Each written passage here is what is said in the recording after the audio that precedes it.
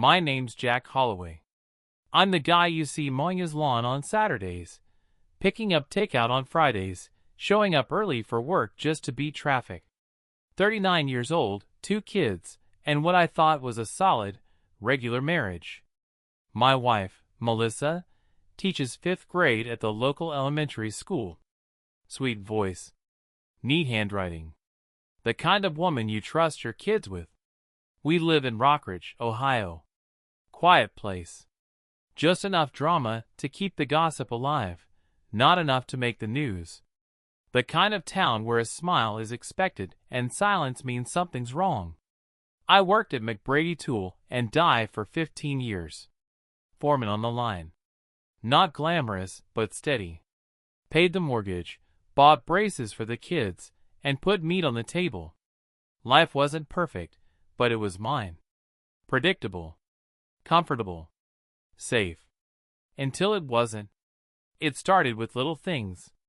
Melissa laughing a bit too hard at our friends' jokes. Locking her phone when she never used to. Saying she was tired more often, or just needed some space. I told myself it was stress. The kids. Her job. Maybe even boredom with me. I swallowed it like warm beer. Nasty going down, but manageable. The real cracks didn't show until our anniversary. 15 years married. I made reservations at her favorite Italian place. Wore the blue shirt she likes. Brought flowers, the good kind, not the gas station stuff. But she came home late, said her car broke down. Didn't even apologize for missing dinner. Just went straight to bed, said she had a headache. I sat in the kitchen, eating cold chicken parmesan alone, staring at the untouched second plate across from me.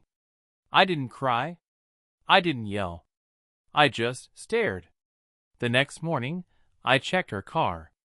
It started just fine. No signs of trouble. That's when something in me shifted. I wasn't angry yet. Just alert. I began watching. Quietly. Like a hunter in the woods, waiting for rustling leaves. Melissa always left her phone charging in the kitchen before. Now she kept it on her nightstand. She turned off notifications. She smiled to herself while texting, then turned the screen away when I entered the room. I asked once, "Who you talking to?" She smiled, casual. "Oh, just Kara from work." But Kara quit 2 months ago. The pit in my stomach started growing roots. Then came Saturday night. Our friends, Ben, Chris, and Danny, came over to watch the game. We drank a few beers, grilled in the backyard, nothing unusual. Melissa stayed out there longer than normal, laughing with them while I cleaned up the kitchen. I peeked out the window. Her hand lingered a little too long on Ben's arm. Chris whispered something in her ear, and she swatted him playfully. Danny stared at her like he forgot I was even alive. I felt something hollow open up inside me. Still, I didn't act. Not yet. Instead, I started collecting. Small things. Forgotten receipts. Odd messages. The way she got nervous when I touched her phone. The look in Ben's eyes when I mentioned our anniversary. The way Chris avoided me at work the next Monday. Danny suddenly pulling away from our usual poker nights. I wasn't dealing with one man. I was dealing with all 3. And I wasn't sure who was worse, her or them. Then I found the email. It was on our shared laptop. She must have forgotten to log out. The subject line read, "Last night was incredible. I can't stop thinking about it." It was from Ben. And he had the gall to sign it. "Love always, B." There it was. Written in plain ink. Betrayal, dressed like a love note. My wife, my Melissa, cheating with a man I'd helped move houses, whose kids I'd babysat. I closed the laptop. My hands didn't shake. My breathing was calm. But I felt something crack deep inside me. A fracture that didn't bleed, but burned. That night, I didn't confront her. Didn't scream. Didn't pack a bag. I lay next to her, listening to her breathe, thinking about how many lies she whispered in the dark. My friends. My wife. All of them. They thought they were clever. They thought I was blind. But I wasn't. Not anymore. I began planning. Not a tantrum. Not a breakup. Revenge. The kind they'd never see coming. Revenge isn't rage. Not the kind I had in mind. It's not about yelling, breaking things, or storming out with a suitcase and a broken heart. No. Real revenge is quiet. Careful. It's patience sharpened to a point. After I read Ben's email, I started watching all of them closer. My wife, my so-called friends, they had no idea I knew. That was my greatest weapon. Their confidence. I needed more than just suspicion and a love letter. I needed proof. So I went digital. Melissa wasn't tech-savvy. She thought deleting a message meant it was gone. But I knew better. I bought recovery software and went to work on her phone one night while she showered. 30 minutes. That's all it took to pull a history of deleted texts, photos, and call logs. What I saw made me sick. Photos. Some innocent on the surface, until you noticed the hands, the backgrounds. One picture stood out. Melissa in a hotel bathroom mirror, robe half-tied. The reflection in the background? Ben, holding his phone, shirtless. There were messages from Chris, too. Crude jokes. Midnight plans. Her replies weren't shy. And Danny, he'd been in her phone less, but his calls always came late. Too late for a man to call another man's wife. That was all I needed. The whole trio. Confirmed. The next step wasn't what most would expect. I didn't confront them. I didn't leave. I upgraded our home Wi-Fi. Installed network monitoring software. I could now see every device that connected, every message sent over our network. And I added small cameras, hidden and subtle. One in the living room vent. One in the garage. One in our bedroom smoke detector. I wasn't looking for footage. I was collecting leverage. Over the next 2 weeks, I watched as Melissa carried on like nothing had changed. She kissed me goodbye, laughed at shows we used to love, texted the other men from the bathroom while brushing her teeth, and I smiled right back. Said, "I love you," before bed. Packed her lunch like always. But inside, something cold had taken root. I wasn't just building a case. I was building a plan. Every betrayal would cost them something. And I wasn't going to give them the satisfaction of guilt or pity. I would take something greater from each of them. I started with Chris. He worked with me at McBrady. Same shift. Trusted me like a brother. So I dug into him first. I already knew about his side hustles. Some shady scrap sales he skimmed off company materials. I made copies of old emails, bank deposits, anything he thought he deleted. Then I tipped off corporate anonymously. A week later, Chris got pulled into HR, walked out red-faced and sweating. He didn't even know what hit him. Fired on the spot for breach of company policy. I just nodded, told him I was sorry, and watched him drive off without a word. One down. Next was Danny. He owned a small contracting business. I called in an anonymous tip about some code violations I knew he'd ignored when renovating a rental house. The county sent out inspectors. 3 of his projects were frozen. Fines, penalties, lawsuits. His reputation? Damaged overnight. And still, I smiled when he called me to vent about it. I told him I'd pray for him. Melissa had no idea what I was doing. She just thought I was being extra kind lately. But she grew more distant, too. More secretive. Even on weekends, she'd say she was volunteering or visiting her sister. I knew better. My camera showed me everything. Then came Ben. The ringleader. The one who called her love always. He worked in real estate, clean-cut, family man. Everyone trusted him. I waited. I didn't want to ruin him quickly. I wanted him to fall slowly. So I started looking into his deals. Found a few properties with questionable paperwork. Got a buddy who owed me a favor at City Records to dig deeper. Fraud, as it turns out, is easier to hide when no one's watching. But now someone was. I sent a full package to a local investigative reporter under a fake name. It would take time, but the storm was already rolling in. And Melissa? I wasn't done with her yet. I wanted her to feel it differently. Not through scandal or shame. No, through loss. But first, I needed her to believe everything was okay. That I knew nothing.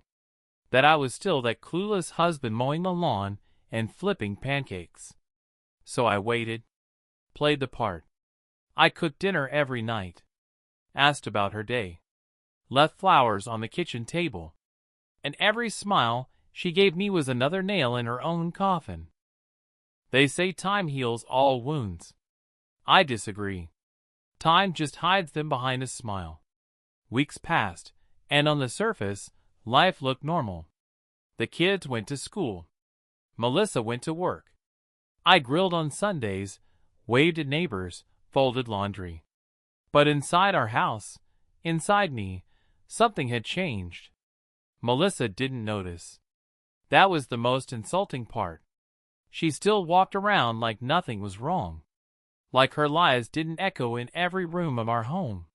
She wore the same perfume. Sat across from me at dinner. Sometimes touched my hand like we were still us. But us had died the night I read Ben's email. And now it was time for her to feel it. The first step was small, almost kind. I took away the certainty. I changed our banking passwords. Slowly drained accounts into a separate one under my name. I started logging expenses, making it look like we were slipping into debt. I told her we needed to budget more carefully, that work might lay people off. She offered to help. Said she'd cut back on spending, cook more at home, be there for me. I nodded. Told her I appreciated it.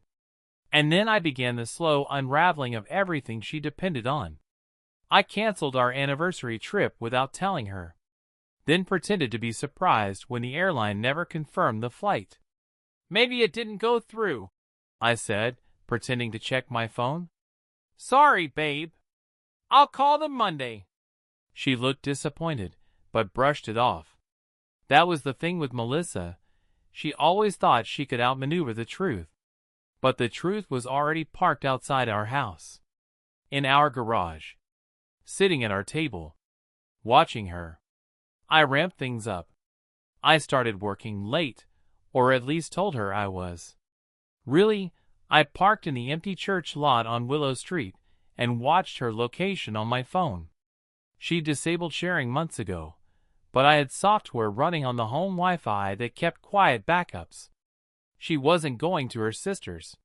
She wasn't staying at school. She was going to the hotel near the interstate. Room 212. Same room. Different nights. Sometimes with Ben. Sometimes Chris. Occasionally Danny. One night, none of them showed. I guess they had scheduling conflicts. She still went. That was the night I stopped feeling pain. I came home, made myself a drink, and stared at the family photo on the wall. The one from 3 summers ago. Smiling faces, the beach behind us, arms around each other like we were invincible. I took it down. Next day, I cleared out the attic. Photos. Letters. Wedding keepsakes. Her love notes. All of it went into a cardboard box. I drove it to the landfill myself. Watched the bulldozer crush it under a pile of junk like it never mattered. It felt good. Now I was ready for the next step. Her job. Melissa's school had strict policies about inappropriate relationships. Nothing public, nothing flashy. Reputation was everything. So I printed out a copy of one of the racier texts, just a screenshot. Her phone, Ben's name. Explicit.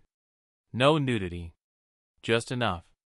I sent it anonymously to the school board in a plain envelope. Not to get her fired yet. Just to make her sweat. 3 days later, she came home pale and quiet. "Everything okay?" I asked while stirring pasta. She blinked twice before answering. "Yeah.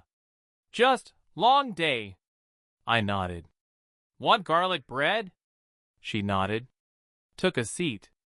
Looked like a stranger in her own home. That weekend, I invited Ben, Chris, and Danny over. Poker night. Same as always. Just us guys. They didn't suspect a thing. Ben showed up in a new jacket. Danny brought his fake smile. Chris looked thinner. Maybe the stress of unemployment was finally getting to him. We sat in the garage, beers in hand, cards on the table.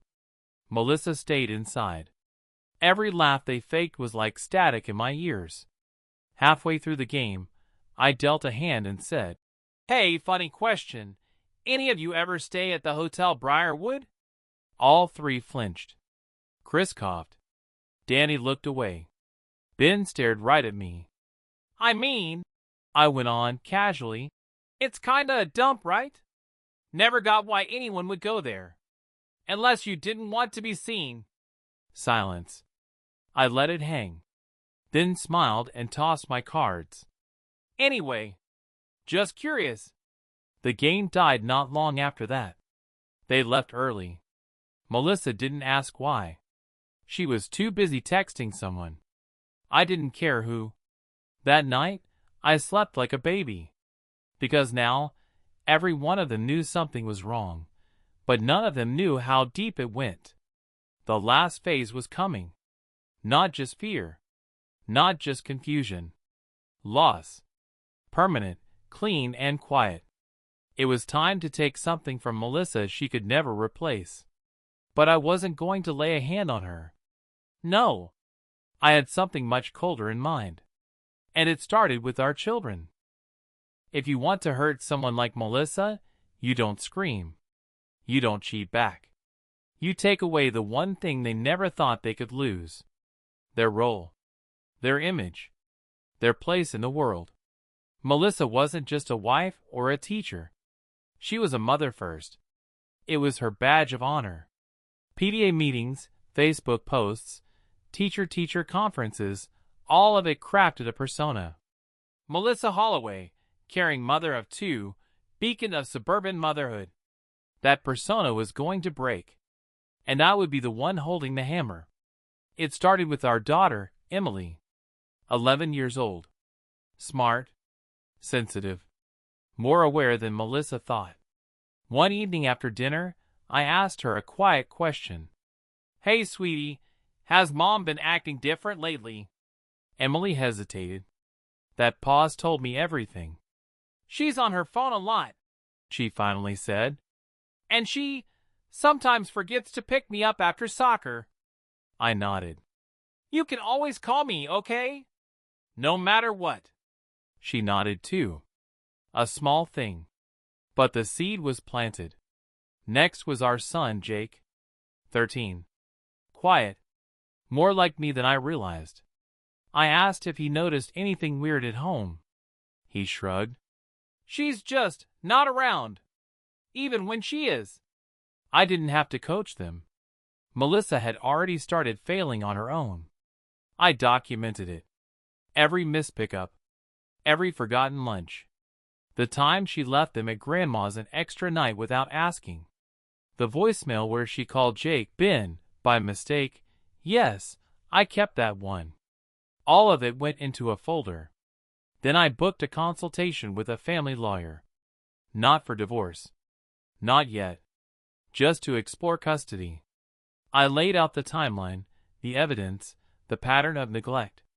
I didn't mention the affairs yet. This was about parental responsibility, nothing more. The lawyer was impressed. Said if I wanted to file for sole custody, I'd have a strong case. That wasn't the goal. Not yet. See, Melissa still felt safe in our home. She thought her secrets were invisible. She thought I was still blind. And I needed her to stay that way, for now. So I shifted focus again. Ben was beginning to sweat. After the poker night comment, he stopped replying to Melissa as often. I saw it in her face. Her texting got more frantic. Her mood changed. She started watching me more closely. One night, she even asked, "Is everything okay with us?" I smiled. "Yeah." "Why?" She shrugged. "Just, you've been different lately." I reached across the table and held her hand. "Maybe I'm just trying harder." That one hit her. She looked down at her plate. Guilty, but unsure why. Perfect. The next week, the story on Ben broke. The local paper ran a quiet little piece about real estate fraud, irregular contracts, and a pending investigation. His photo was there. Clean-cut Ben, suddenly public enemy number one in Rockridge. I didn't have to lift a finger after that. The press did my work for me. Melissa didn't say a word about it, but her phone was silent for 3 days. Then it happened. She broke down. Late one night, after the kids were in bed, she stood in the kitchen in her robe, tears in her eyes. "I think I've ruined everything," she whispered. I didn't ask what she meant. I just handed her a glass of water and said, "You're tired. You should rest." She nodded, walked past me, went to bed alone. She didn't touch me for the next 4 nights.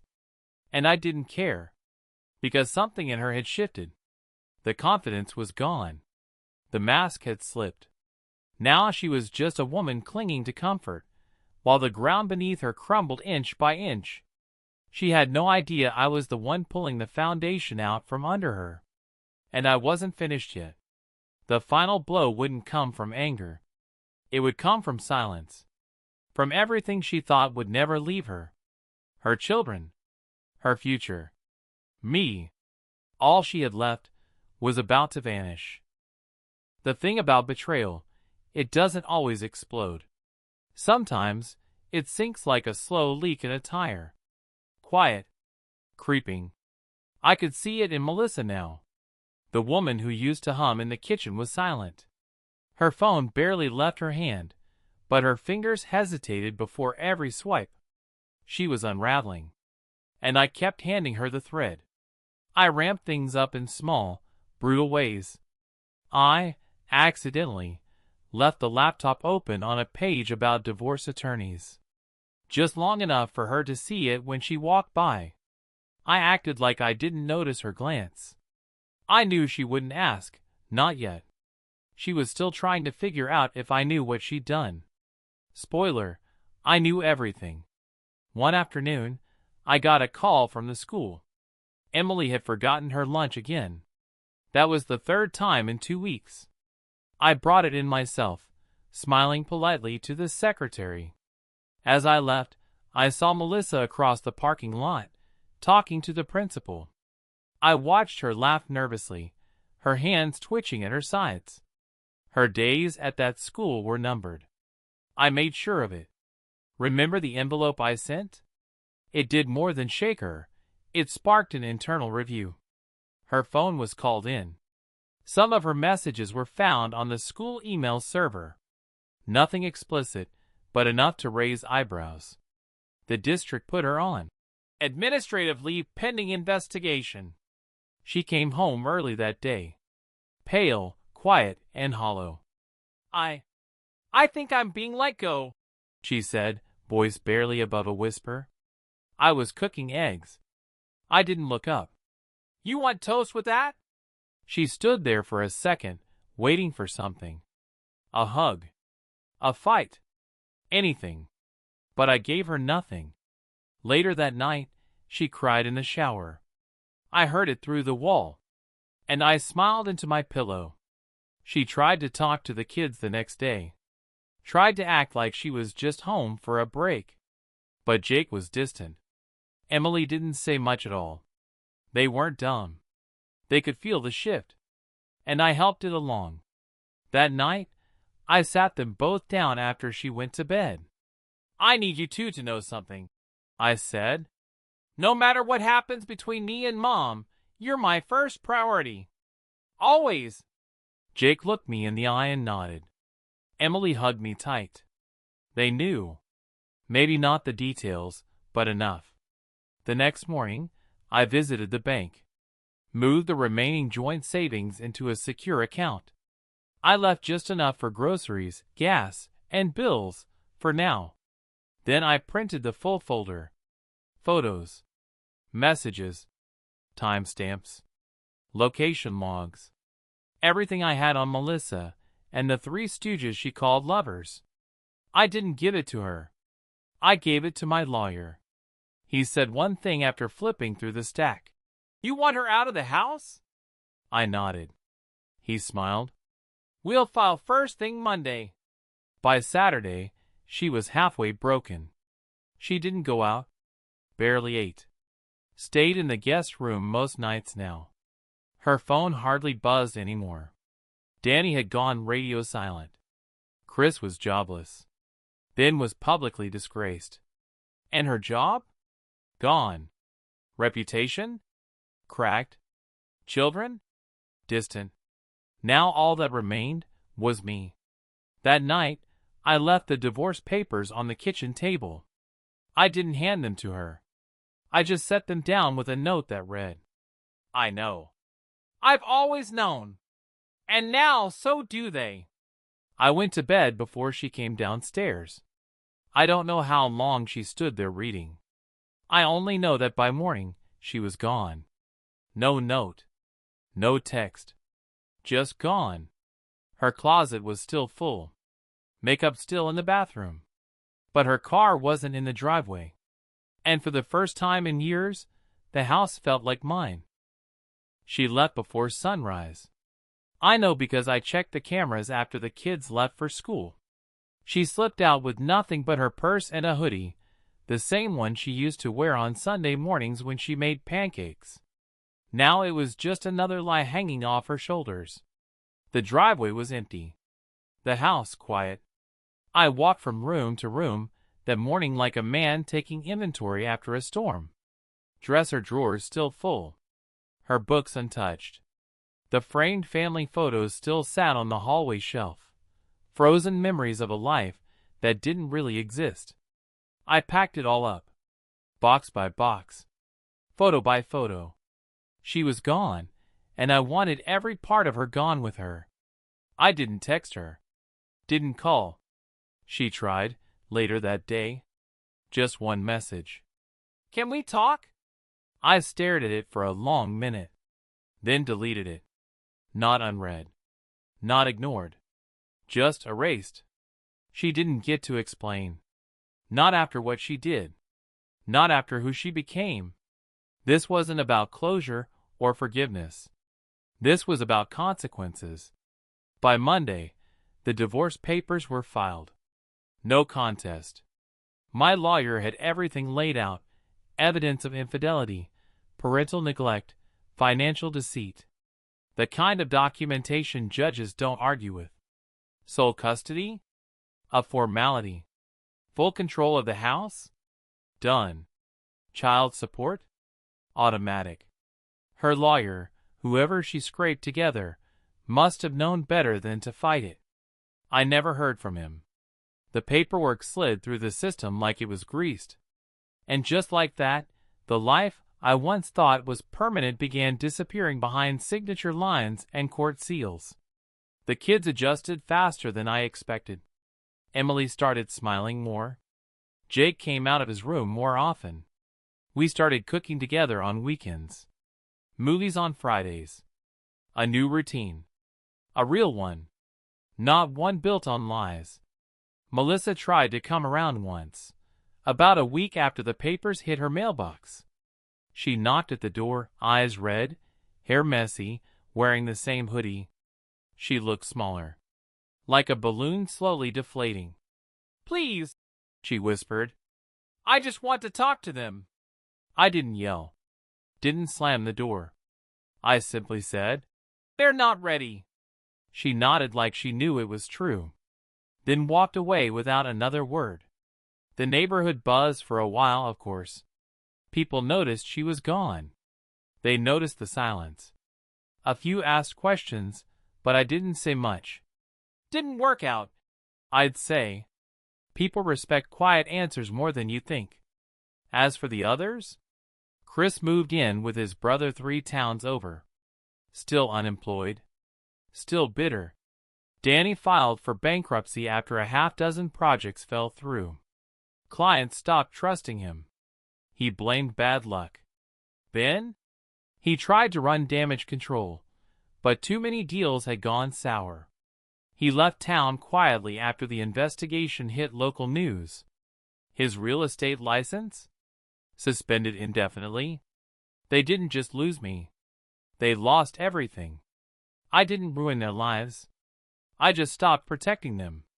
It's a strange thing, Justice.